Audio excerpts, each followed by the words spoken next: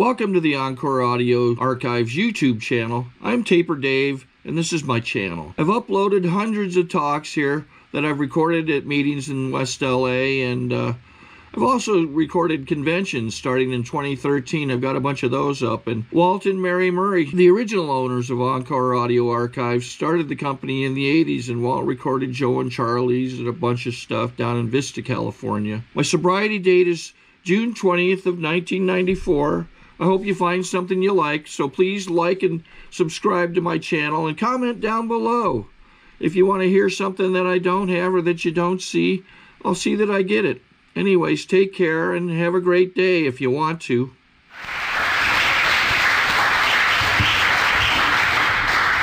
Thank you, Ernest Nancy. I'm a grateful alcoholic. Kind of a sloppy alcoholic. I spilled the water.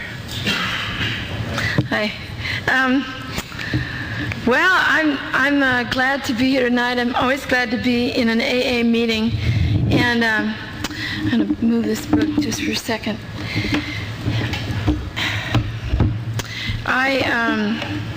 This 21 years ago tonight, I'd gone to my first AA meeting, and I had my last drunk and my first convulsion. Yay! And it's kind of a big night for me. And then tomorrow will be my 21st birthday in Alcoholics Anonymous. So,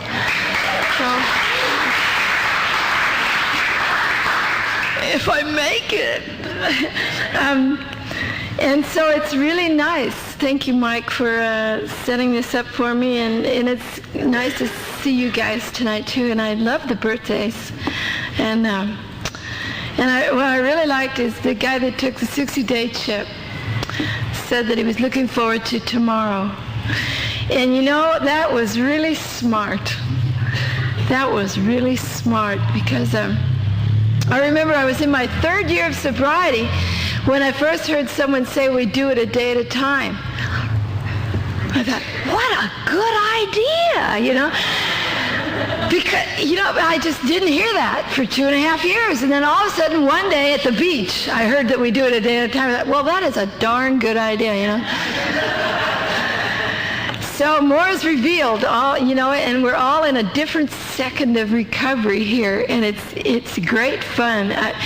My sponsor and I were oohing and ahhing about this 21-year bit, you know, on the phone this afternoon, and we were just trying to articulate whatever it was, these feelings, and we came up with the fact that it sort of sounds like a long time, but this program keeps you new all the time. You're constantly in a state of renewal around here, and go figure. I mean, I never dreamed of living the kind of life that I live today. And you know, and this from somebody who a few hours ago was moaning and groaning around the house about how I didn't have enough and it wasn't the right kind and I was a failure, you know. And then Carol showed up and I was fine. Go figure. And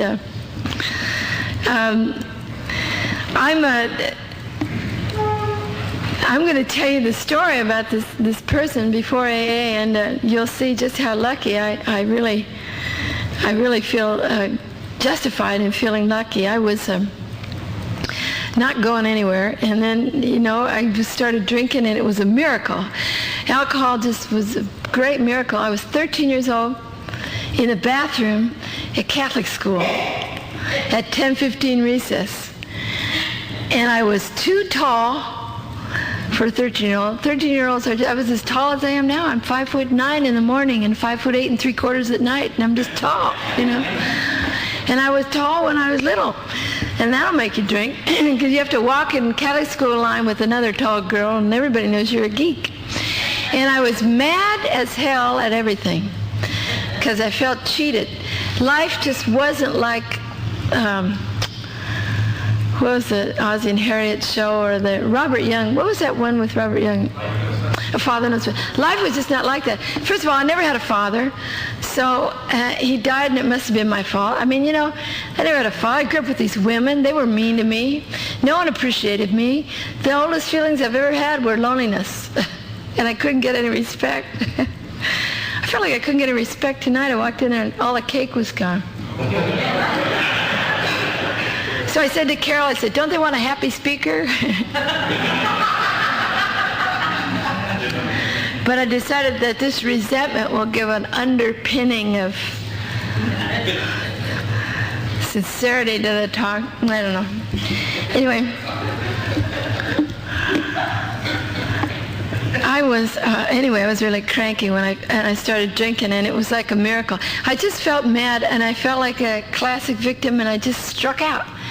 I've been a good Catholic, Irish Catholic girl all my life, and I just struck out at 13, and I just jumped in with the other gangsters at Catholic school, and we went out drinking and stealing and cussing and fighting and doing the hoochie coo. And I was 14 and I was in public school, and I was juvenile delinquent in Glendale, you know. And I teased my hair really tall. I wore a lot of eye makeup, and I used to wear this white lipstick. Does everybody remember white lipstick? You notice that it never came back? This white lipstick made your lips come in the room before you did. Anyway, and I stole a lot, and I was a lost soul when I was 14 years old. I relate to a lot of this, you know, the troubles of young people, because I was in trouble. I was already beyond human aid. I saw my first therapist when I was 15 years old. And it meant nothing to me. She meant nothing to me. And none of it did. I broke my mother's heart from then on. When I reached high school, my senior year in high school, I'd reached a stage in my drinking where I was talking to my car. I had a relationship. The car answered me and everything. It was really neat, you know. And I was coming home from Hollywood. I had discovered Hollywood, which was a real cure for living in Glendale, and in the 60s, you know. And Hollywood was great. It was much better than high school. And they had these coffee houses in the 60s in Hollywood that were real dives. They weren't like Starbucks, you know. These places were dark and smoky, and they had all the other outcasts of society, all the other fringe people, the criminals and writers and artists and political and just like you guys. Because I've always loved alcoholics. I've always run around with alcoholics. I've always loved these sensitive personalities and these extremes, you know, and the drama queens and the, you know, drama queens of all sexes. And it's just like, you know, I've always loved us. In fact, when I got to Alcoholics Anonymous, I remember them saying, "Who do you think we are?" And, you know, at the time, I remember thinking you guys came right off the spaceship or something. And you said that you were the people I drank with. You were the people from the bars and all the sleazy rooms and all those. We were all in the same place, and that we have this common bond, and that was really good news for me. I was going to Hollywood to these coffee houses, and I was a singer. I had a great gift of music all my life. I just sang. If there was anything better than singing, it was alcohol. Because singing comforted me. It made me feel right there with God and the angels. And I loved music. And I got into the 60s music. I loved that, the coffee houses. And if I didn't get drunk with people, we sang. And, you know, radical music of the 60s, you know, Puff the Magic Dragon.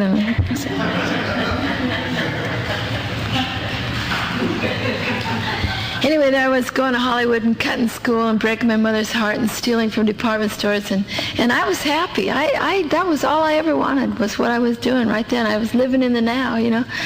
And I'd reached a stage where I was talking to my car, and one night I told my car, "We got to come down," and my car agreed, you know. And I walked into this other little coffee house, and it was a little joint down by City College on Melrose, and it was packed with these crazy musicians. And they were like the first multicultural unit, and they played everything.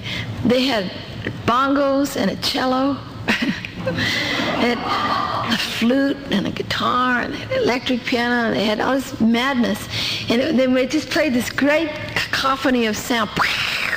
It was wonderful, and they were jamming this rock and roll, and it was excitement. And they were called Jay Walker and the Pedestrians.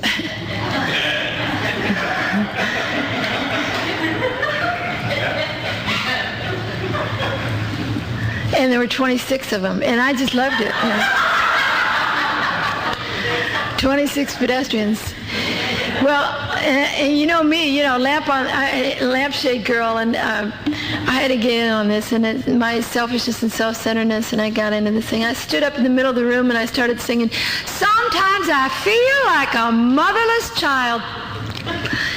And we did that for a long time, and they liked it, and I wandered back into the night, and then I graduated from high school, and I tell you, they gave me D stops in Glenna High School. That means we're going to pass you, but never come back here again. D stop means you can't take it over, just go on. And so, but I did get a partial scholarship to the California Institute of the Arts and Music, and it meant nothing to me.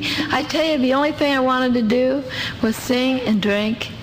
I took drugs, but I just, it was just singing and drinking. That was it for me, And, but 8 of the pedestrians broke away, and we set up in a little house in Silver Lake, and we got into this rock and roll thing, and we really loved it.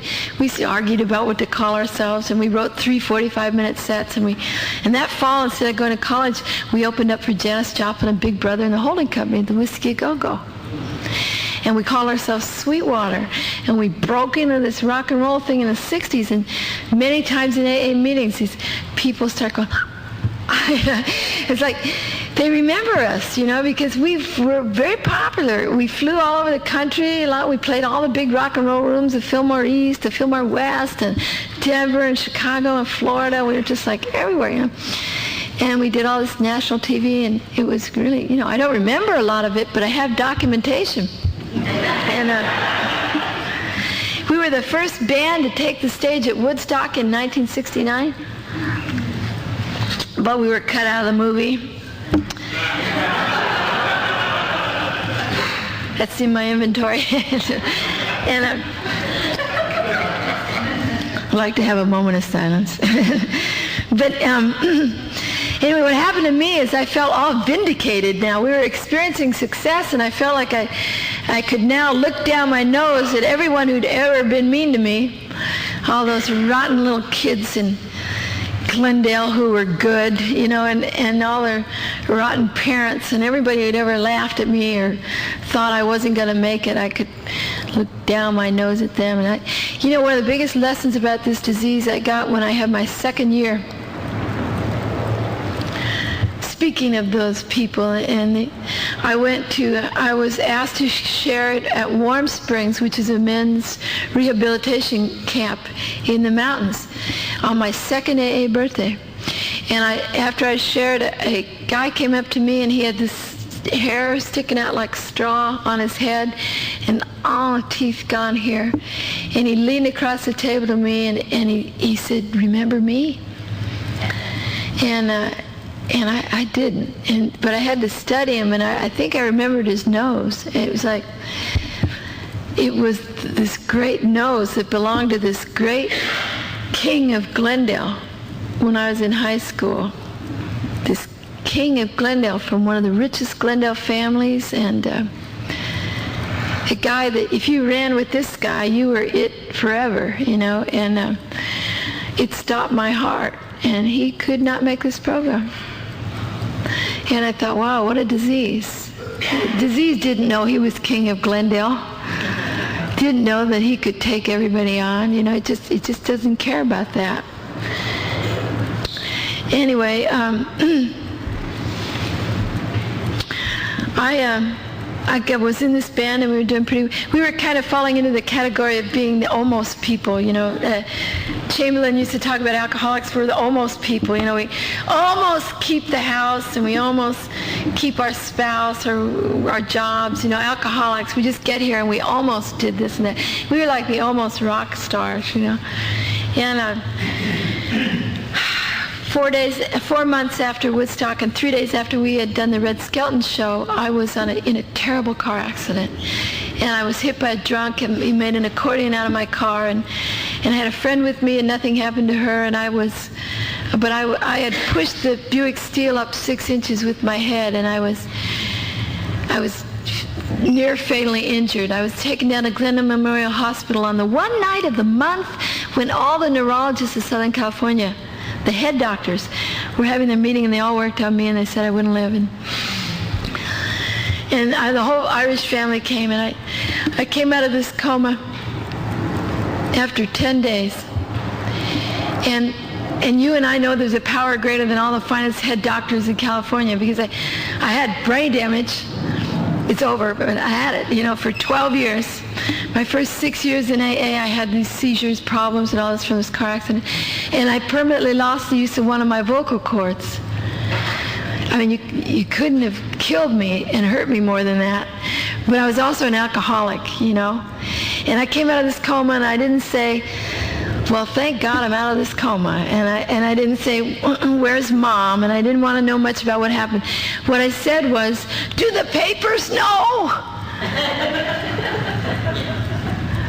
Because I was already down the road of alcoholism. And you know how we are. We want what we want when we want it. And the only reason for me to live was to sing and perform. That was it. And the reality of what I never stopped to think about what I'd lost or any of that. I just had to keep barrel on. Do the papers know? And anyway, when you're rock and roll, what's a little brain damage? I had 6 operations on my throat. I got out of the hospital in 2 months, and I moved into a little room in Hollywood, and Sweetwater struggled to stay together, but we had everyone was devastated by this tragic thing that had happened to our career. And we didn't have a program, and we just fell apart. And I thought, good, I'm done with them. Now I'm going to find my own thing. And I always sought therapists. Before this program, I always had somebody I could pay to listen to me every week, and I saw these therapists, and I started taking anti-seizure medicine and speed, and I was smoking pot, and I was running around Hollywood, and I was trying to be hip, slick, and cool. I thought, now that I got rid of Sweetwater, I can really make it, get my own deal. And I started trying to hustle and be smart, and I was really never very smart at business. But eventually, things turned around, and I got a new record deal and a lot of money, and I got a little rock and roll palace in Laurel Canyon, and I paid cash for a Mercedes 450 SL. And the disease of alcoholism was growing, and the hole in the gut that the wind blows through, and the sleeping tiger was wide awake and turning over and over and over, and I had no idea. I just stepped up my therapy, and the new album came out, and in retrospect, I was terrified by that. Success terrifies me. Failure, I'm sort of used to a feeling of failure, but success really terrifies me. I need more meetings than ever when good stuff happens. It's amazing. And I was always like this. And I started to drink away my gifts. And a year later, that record company folded, and I was on my own again, but the disease was getting worse, and I was accumulating bruises I never looked for, and I was meeting all the people that we all meet at the end of our drinking careers, the people that are in as much trouble or more trouble, and I always preferred drinkers. I never ran around with people who didn't drink. And things were really bad. I thought, I better do something to prop myself up and look important. So I met a woman who drank like me, and she had a little business on Sunset Boulevard. And I said, if we put a phone in your office, and if it rings, will you say my name and be my secretary? And in between drinks, she said yes. So then I had a secretary so I could look important, While we were drinking together, I didn't have any business. I couldn't put a band together. I met a bass player who smoked a lot of pot and lost the power of speech as a consequence. So I thought, well, that'll be good. So we went out there, and I played my own piano, and I tried to book us around, town, and I was just bad news. I was just bad news. And I didn't know it. And then I became angry, and I became a daily drinker. And I reached that stage of your drinking where you just don't know what'll happen. Sometimes I could drink all day and still see things as bad as I thought they were before I started drinking. Nothing got better. And other days I'd have 2 glasses of wine and be completely snockered. You just never knew. When I hit that certain stage of my drinking, I did not know what would happen to me. And so one day this girl got sick, and I helped her. She was my secretary getting sick after one of our champagne parties. And I thought, boy, she ought to join my health club. And she called me up the next day and said she joined AA. And I said, you're fired. Now, this little AA message had come my way one other time. And it helps me to remember this because of that line in our book that says, sometimes what first appears to be a flimsy reed turns out to be the loving and powerful hand of God. And I had always had this special music with alcoholics. I remember we were in New York City. I was 19 years old, strutting along some street, hip, slick, and cool and dazzling, you know, whatever you are when you're 19. I had all this stuff working. And I looked across the street, and there was an old drunk passed out around a brownstone building, and he peed all over himself, and he was just a mess. And he was hugging this building, and it seemed to me that I knew how he felt. And I poked my companions. I said, look at that. And they just didn't see it. But I'll never forget that. A few years later, in this record company that gave me a shot at a solo album, they had a receptionist. And the scuttlebutt around the office was that she was an alcoholic in AA. And I used to watch her out of the side of my eyes.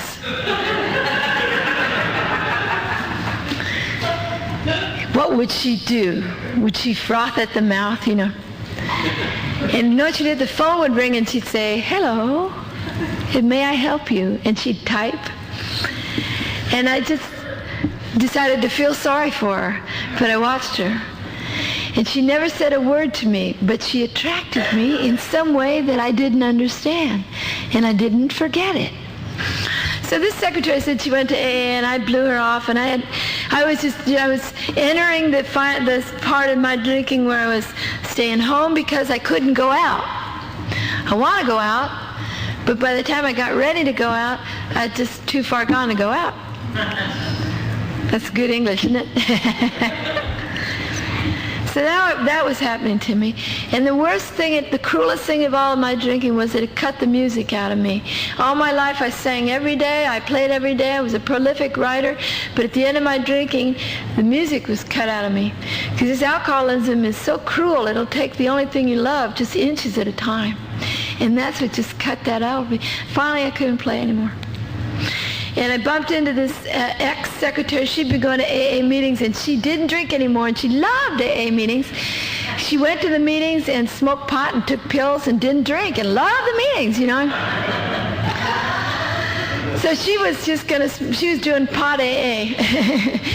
But she heard the 12th step of the program, which says, we carry the message to the alcoholic who still suffers. She'd heard it enough times that it was in there with all the pot smoke in her brain, and she just remembered.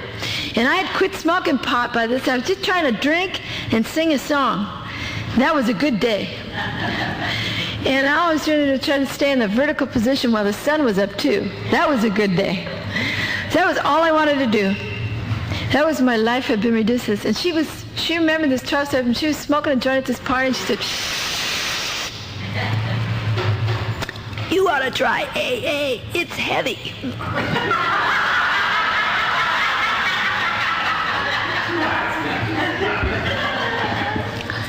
Doesn't matter. She carried the message, you know. I thought it was a very disagreeable suggestion, and I wandered back into the night, and I got in more trouble. Eventually I got a black eye, and I got a split lip, and I had this great car. Example, and I had this wonderful car, beautiful car. And I just leave that car in the middle of the street in Hollywood sometimes with the engine running and the door open to fly off and do whatever. I was completely hopeless and helpless and beyond human aid. Believe me. So, one Sunday morning, June 27th of 1976, I got up and I had some plan to do something, some chemical program to be on to get back to come back, you know. And my hand got up like this, and it was like flopping around like a life. This is why I'm telling you about my DTs on June 27th, 1976. My hand went crazy in the kitchen. And when your hand goes crazy in the kitchen, and you got a black eye and a split lip, and you've run out of ideas, and you have no people. The only people in my life were two gay men who were drug addicts who didn't drink my wine, and they cleaned my house. And the music is gone, and your hand's going crazy in the kitchen. It's a moment of teachability. And God sent me a message. Why don't you try AA again? And I knew it wouldn't work. I called AA once, and this woman talked too much, you know. Actually, she did. She really did talk too much. And she taught me something by that, too. But anyway, I knew it wouldn't work. I knew AA was full of missionaries, and then there was a strange receptionist from the record label, but I did it anyway. And so that's a lesson in recovery. We don't have to agree with the plan to do the plan to have it work. We just have to do the plan.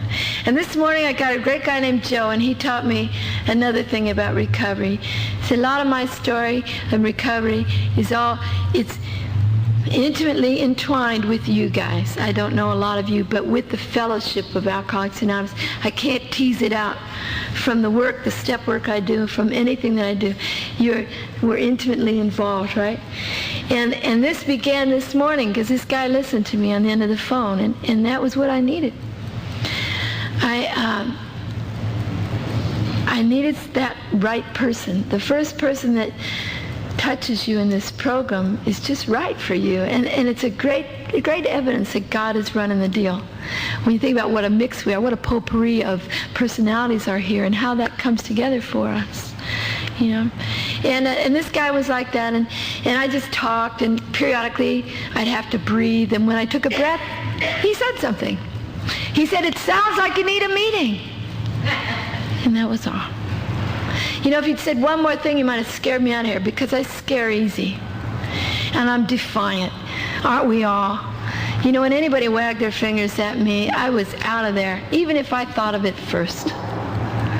You know, and he said, "It sounds like you." So we went back and forth. There was a long phone call, and he got the last word, and I went to my first meeting, and I just couldn't stand it. June 27th was a Sunday in 1976, and this was a beautiful speaker meeting with people like you in it on a Sunday noon, which I thought was too early, on Ohio Street in Westwood, and the great people there. They were all. When I think it was sort of like a Fellini movie for me, because I had this great hangover brain. And I went up there, and there was like these people were all running around this meeting, yelling, "Hi! We're so grateful to be sober! Are you new? Hi!" And they kept popping up saying they were grateful. "We're so grateful! Are you new?" Like little dogs in a carnival bombing, and it was...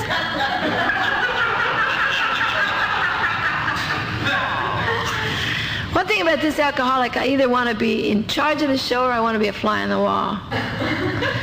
It's really taken a lot of years and a lot of exercises in humility for me to learn how to sit in a meeting. You know, how to just be a part of things. And I didn't want to come into AA, and I didn't hear anything anyone said except this noisy gratitude thing, you know. But I never forgot the woman who led the meeting, and she was absolutely lovely. She was leading this meeting this Sunday morning, and she was loving being who she was, where she was, doing what she was doing, with the people she was doing it with. And it was absolutely beautiful. From the last row on Ohio Street. And I never forgot her, because I never felt like that. I never felt like she looked. There's attraction rather than promotion. I do not know what anyone said, but I never forgot that lady's beauty. I went on my last drunk with one of these gay guys' pads, and he was sniffing and snorting and beeping and honking across the room doing his drugs, and I was drinking and talking, which was my idea of a relationship. And I've always been talking, and I think that whenever I'm asked to lead or share, it's because I'm sick and I have to learn something. But I was just talking, and he took a break, and he looked at me and he said, "You've really got a drinking problem." And right after he said it, I was done. And I left the bottle 2/3 full, and this culmination went into operation, finally. Everything. And I wandered around. I don't know where I went. I went back to the meeting the next day. My first sober day was Monday, June 28th, 1976. 10 o'clock in the morning, I was hemming and hawing in the kitchen. My hand was quiet, but I had a meeting directory and a typical overcast June day, and I thought, well, maybe I need a tan. So I didn't know if I needed a tan or a meeting, but I wore a bikini just in case to my first meeting. It was a woman's meeting. That was lucky, huh? And I had all this fat hanging out of me and my black eye and my split lip, and I went in again. And that was my first sober day. And, that's really incredible, because I know who I was. I remember my brain. And I was as nutty as they come. And I didn't hear anything anybody said, and they asked me to say I was an alcoholic, but it's just too much language. It's a lot of syllables, like anonymity and gratitude. Those are big words, I would talk the language of cool, and 3 of those words are wow.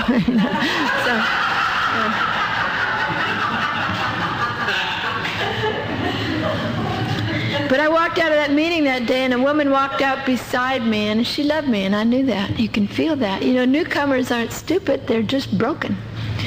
And I could feel her interest in the deepest part of me, even though I didn't know what that was. I knew that it was a friend there. Even I couldn't have said that word, but it's something that we do that is very powerful. And I went to meetings. When I had 7 days, my ego was back. And I knew all about how this program, the flaws here and the gaps in the thinking and the little problems that you had. And this incessant question, are you new, was just driving me crazy. And I could see how much trouble the book was in, and so on and so forth. I also knew how to go to meetings, because if the meeting started at 8 o'clock, I get there at 7:59.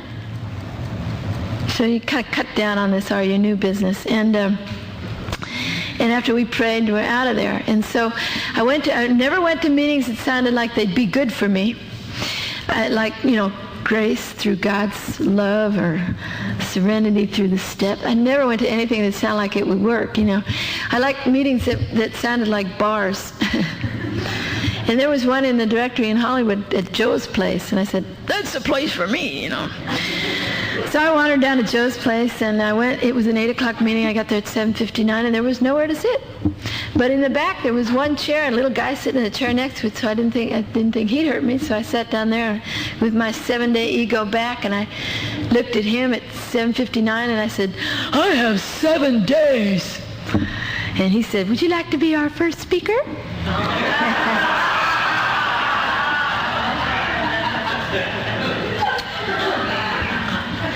Of course, I thought, boy, would I, and now I'm going to tell him. Now I'm going to dazzle you with all this insight, and I'm really going to, I'm going to push you away but pull you in at the same time. I'm going to do these things that I had, these ideas, and they called my name, and I went up to the podium, and what I said was, I miss my booze and my pills and my pals, but I guess I'll keep coming back. And everybody went, yay! Yay! Yay! And inside of me, I'm going, no, I don't mean that. I have this other thing. That's not, and I'm like going crazy for a minute. And I thought, and I looked at them, yay. And I thought, what is that? So you see, it's like, my weakest thing is how God kept me coming back. What is that? I'm a puke. What is that? And I had to keep coming back to find out what it is that happens in a meeting of Alcoholics Anonymous, for which I believe there is no substitute. There's no substitute. We do all kinds of things in addition to the life we maintain it here, but there's really no replacement for this. And we kept coming back to meetings, and I discovered my belly laugh. In Alcoholics Anonymous, I didn't know I'd lost the ability to laugh. I didn't have any social skills, really. I tell you, I had none. I didn't know how to give a sympathy card or a birthday card. I didn't know how to give Christmas presents in December. I didn't even know how to dress. I was 5 years sober before I wore a dress. I cursed like, I cursed like nothing. I was completely unpeopled here. And they said, yay.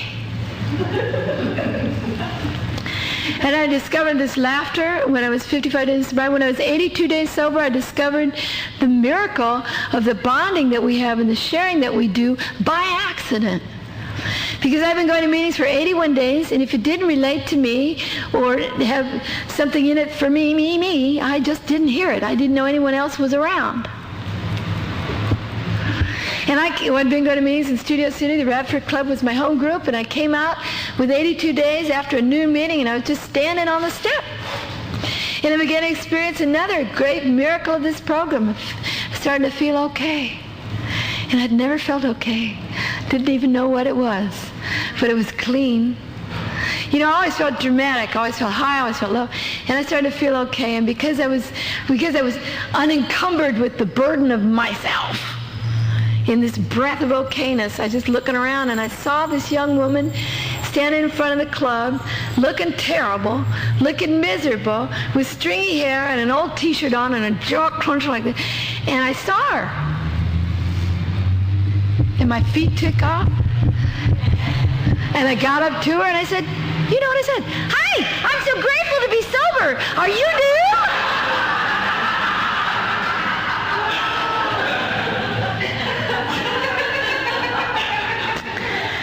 And I jumped in the pool, and the water's fine.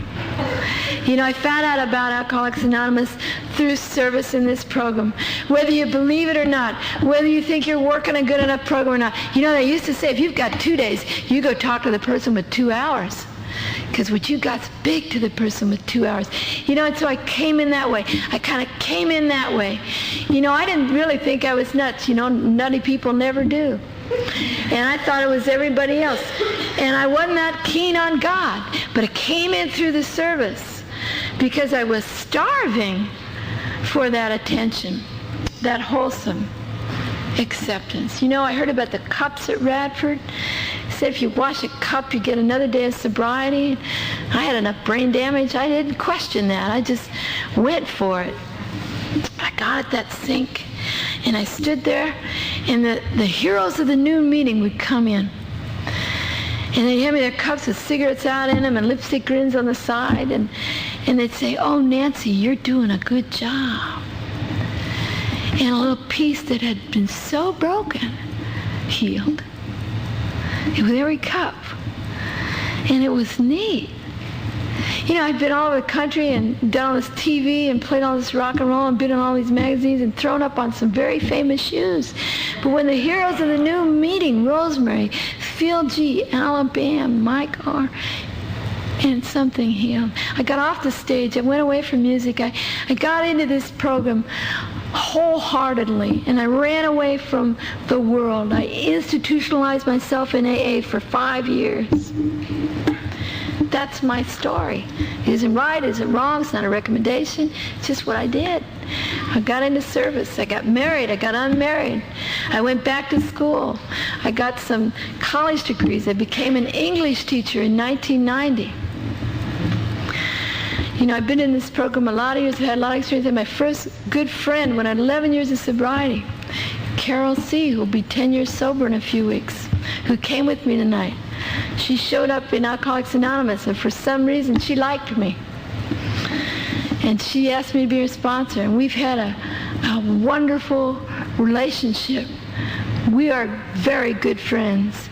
And it's only because of what I was shown how to be a friend. Be a friend, you have to be interested in the other person. You have to be nice. You have to laugh, you know. We've had a lot of laughs. What a blessing that is.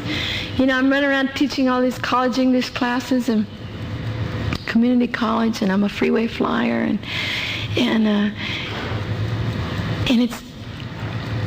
it's hard to make a living doing this because they just don't pay very well, you know. But that's what I'm doing right now. I moved back to Los Angeles from Laguna Beach, where I had moved. I used to joke that I could identify as an alcoholic by telling you I moved from Laguna to Tahunga. You're an alcoholic, yeah. But actually, it was time for me to go back to Los Angeles a couple years ago. My mom died, and I had an opportunity, and I had some money. I bought my first little house back there in Los Angeles. And Sweetwater. There's only 3 of us alive now.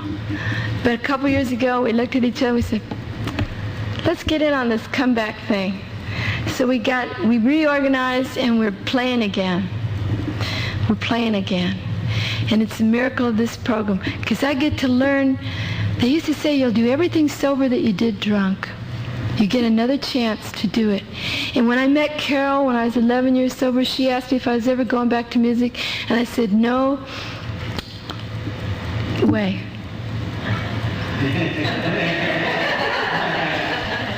And what do I know?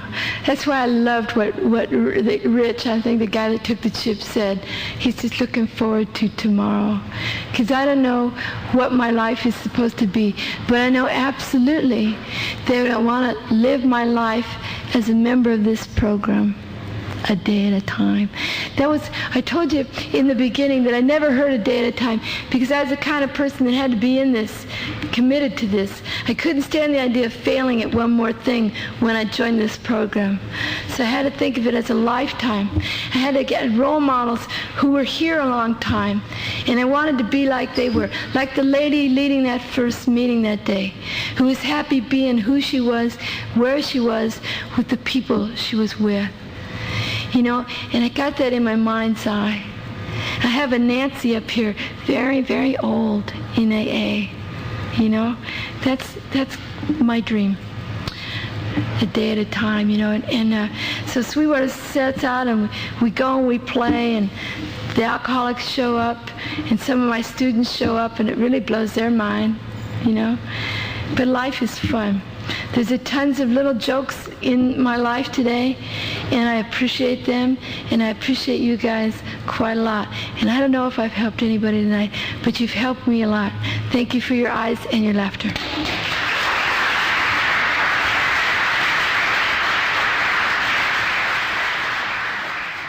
I think we got a great talk going on here. Thanks for watching the channel. Taper Dave here.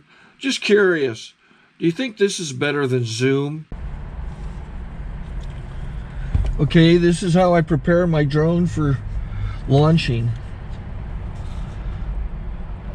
I like to do it inside the cab of my truck so I'm not standing outside in the weather.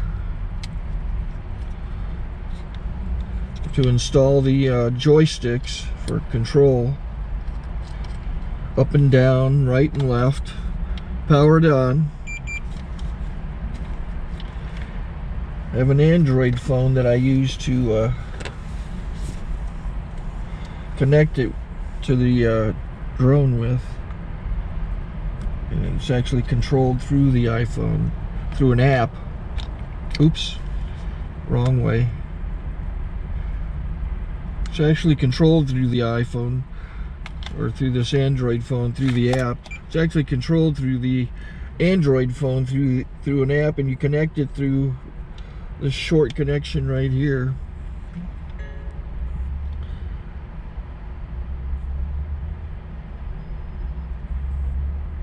Remote control connected. Remote control's connected. So I pull out the drone. I have to extend the legs. Long legs extended first, then the short legs. Remove the gimbal protector.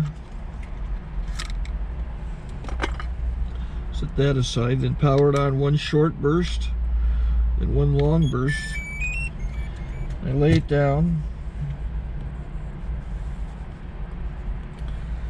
So I have to go to calibrate. So the drone's not connected yet. It shows you here as this drone gets disconnected, even though the remote's powered on. So the drone has to establish it's connected. So I go into the app to calibration mode. First I'll calibrate the remote controller. Start calibration. Out, in, oop, out, in, up, down, and then this little wheel is to control the gimbal. So it's calibrated. Go to gimbal calibration, start calibration, and then it calibrates the gimbal. If that shows up, the gimbal's moving all over the place. Changes, you can see it on the video. And I'm calibrated to take off. It's acquired 7 satellites at the moment. There are 26 satellites up in the sky, which it has to acquire before you can take off. So it's connected. It's got enough satellites. This is white. I can go to press this little arrow button, swipe right to take off, and it would start the motors if I slid this to the right. But I'll wait till I get outside. Don't want to do it inside.